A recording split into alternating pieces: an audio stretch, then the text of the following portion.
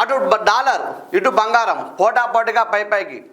డాలర్తో రూపాయి మారకం విలువ 87 అయిందట.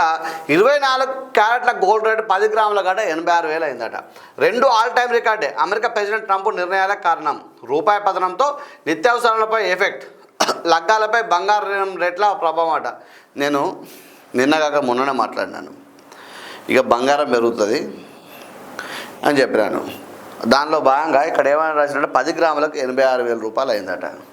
అంటే అమెరికా అధ్యక్షుడు గెలిచిన డొనాల్డ్ ట్రంప్ తీసుకున్న నిర్ణయాలతో మన దేశంలో సామాన్యులందరిపై ప్రభావం పడుతున్నది. ఇటీవల ట్రంప్ తీసుకున్న పలు నిర్ణయాలతో డాలర్ క్రమంగా బలపడుతున్నది. విదేశీ ఇన్వెస్టర్లు ఇండియా నుంచి వేల కోట్లను యుఎస్కు పోతుండడంతో మన స్టాక్ మార్కెట్లు కుదేలవుతున్నాయి. డాలర్తో పోలిస్తే రూపాయి విలువ క్రమంగా పతనమై మన విదేశాల నుంచి దిగుమతి చేసుకున్న వస్తువుల రేట్లు పెరుగుతున్నాయి. ముఖ్యంగా చమురు ధరలు పెరగడం వల్ల నిత్యావసరాల రేట్లు పైకి ఎగబోతున్నాయి.